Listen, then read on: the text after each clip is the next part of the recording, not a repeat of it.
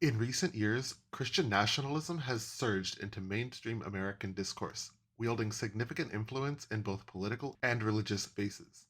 This ideology, which merges Christian identity with American nationalism, advocates for a vision of the United States as a nation divinely ordained to be governed by Christian principles. While such a belief may appear to align with moral virtue, the implications are deeply troubling. Christian nationalism threatens not only the democratic foundation of the country, but also distorts and endangers the integrity of true Christianity. It promotes a singular, often politicized interpretation of faith that risks alienating believers, eroding religious diversity, and replacing Christ's teaching with a pursuit of cultural and political dominance.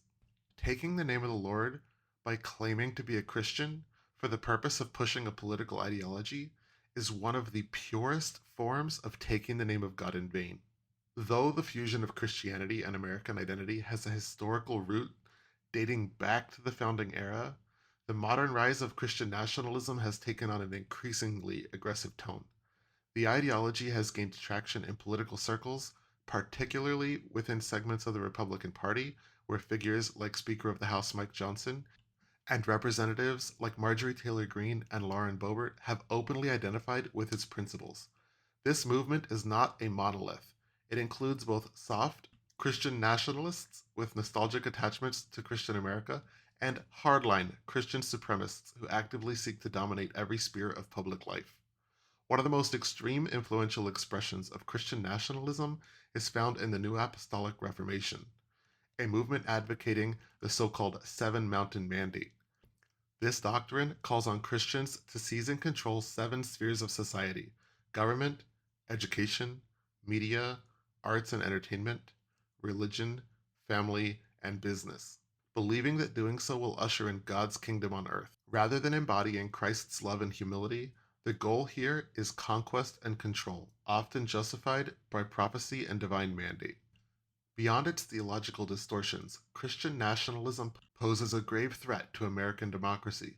It erodes the constitutional principle of the separation of church and state, replacing it with a vision of government that is accountable not to a pluralistic public, but to a presumed divine mandate.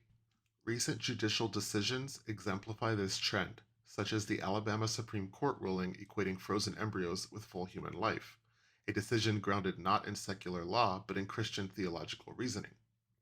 This trend threatens to undermine religious liberty for all Americans, including Christians who do not subscribe to the dominant nationalist theology. Moreover, Christian nationalism undermines the very foundation of democratic pluralism. As Brad Onishi, a former Christian nationalist and now leading critic, explains, the movement does not aim to participate in democratic dialogue, but to colonize Earth for God by dominating every aspect of life. This conquest-oriented mentality is inherently incompatible with the democratic values of compromise, inclusion, and equal representation. The movement's anti-democratic tendencies were on full display during the January 6 Capitol insurrection. Symbols of Christian nationalism were omnipresent: Christian flags, prayer circles, banners that had been made with appeals to heaven, all of them framing the violent attack as a spiritual battle for the soul of the nation.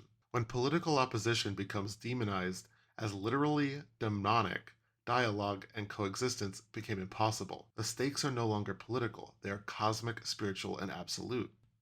It's important to recognize and understand that there are spiritual forces at play, but understanding the true teachings of Christ are in opposition to the happenings on January 6th show us that it was the workings of Satan pulling the strings rather than the Holy Spirit.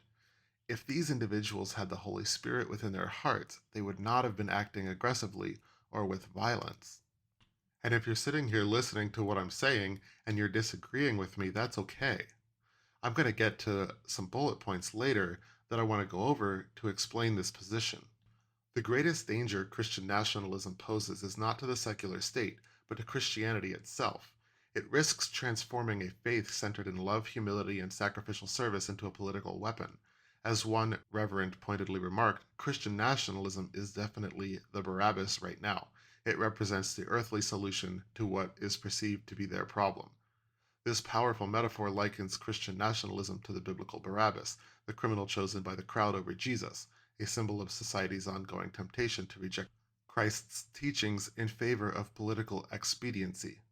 Christian nationalism conflates God's kingdom with earthly power, equating political victories with divine approval. It often demands allegiance to a narrow theological viewpoint and casts dissenters, whether other Christians, atheists, or people of other faiths, as enemies of God.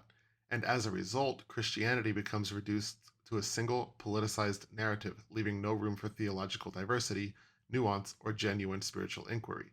Rather than inviting the world into Christ's love, it imposes an often coercive nationalistic agenda cloaked in religious language on others. There exists a current, power driven approach to Christianity which is antithetical to true Christianity, an unholy marriage between evangelical church and the Republican Party, which started in the 70s and has taken its most impactful form in the present age. This critique, and those that I've already outlined, aligns with broader concerns about the fusion of evangelical Christianity and the Republican Party. Sarah Posner's book Unholy, Why White Evangelicals Worship at the Altar of Donald Trump, explores how white evangelicals have aligned themselves with political power, often overlooking unchristian behaviors in favor of political gains. Similarly, the documentary Bad Faith, Christian Nationalism's Unholy War on Democracy, examines how Christian nationalism seeks to reshape American democracy in ways that contradict fundamental Christian principles altogether. I'm going to go through a few teachings here and discuss why they aren't biblical. And I hope you don't also believe these teachings, and I really pray that you don't support people who teach these things. So here we go. Number one, undocumented migrants and refugees should be immediately removed from the country for the sake of national sovereignty. What Jesus taught was in opposition to this belief. He taught compassion, hospitality, and care for the stranger. Matthew 25, verse 35 says, I was a stranger and you invited me in. Exodus 22, verse 21 says, do not mistreat or oppress the foreigner, for you were foreigners in Egypt. Number two, advocating for taking over the government and society through Christian nationalism, often promoting a theocratic worldview. Jesus taught humility, servant leadership, and renouncing worldly power. He said, my kingdom is not of this world, John 18, verse 36. And he said, the greatest among you will be your servant, Matthew 23:11. Number three, promoting a prosperity gospel and aligning with economic policies in favor of the rich and demonizing social safety nets. Jesus taught generosity, care for the poor, and detachment from wealth, saying, you cannot serve both God and money, Luke 6:24. And it said in Luke 12:33, sell your possessions and give to the poor. Number four, opposing universal health care, minimizing social responsibility, and reducing funding for social services. Jesus taught and provided radical care for the sick, the poor, and the marginalized, saying, whatever you did for one of the least of these brothers and sisters of mine, you did for me. And in Matthew 10:8, he said, heal the sick, raise the dead, cleanse those who have leprosy. Number five, and the last one, supporting expansive militarism and removing responsibility of care of those in law enforcement by removing penalties from law enforcement when they hurt or kill someone. Jesus taught peacemaking, turning the other cheek, and nonviolence. In Matthew 5:9, he said, blessed are the peacemakers, for they will be called children of God. And in Matthew 26:52, he said, put your sword back in its place, for all those who draw the sword will die by the sword.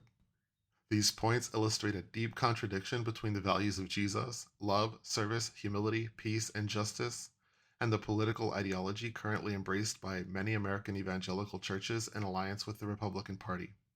Instead of bearing witness to the radical love and mercy of Christ, this unholy fusion often prioritizes control, exclusion, and materialism. Christian nationalism is not merely a political ideology, it's a distortion of both Christianity and American democracy, an unholy amalgamation. It substitutes the teachings of Christ with a militant quest for power and cultural dominance. It undermines the pluralistic foundation of the United States and risks turning Christianity into an exclusionary and oppressive force. True Christianity calls followers to humility, love, and service, not to dominion, conquest, or control. And true democracy depends on the peaceful coexistence of diverse beliefs and voices. And to preserve both, we must reject the false promise of Christian nationalism and recommit ourselves to a faith and a nation where liberty, justice, and truth are not confined to one religion but extended to all. As a Christian, a veteran, and former law enforcement myself, I feel strongly that these things should be recognized and called out for being fundamentally and spiritually wrong.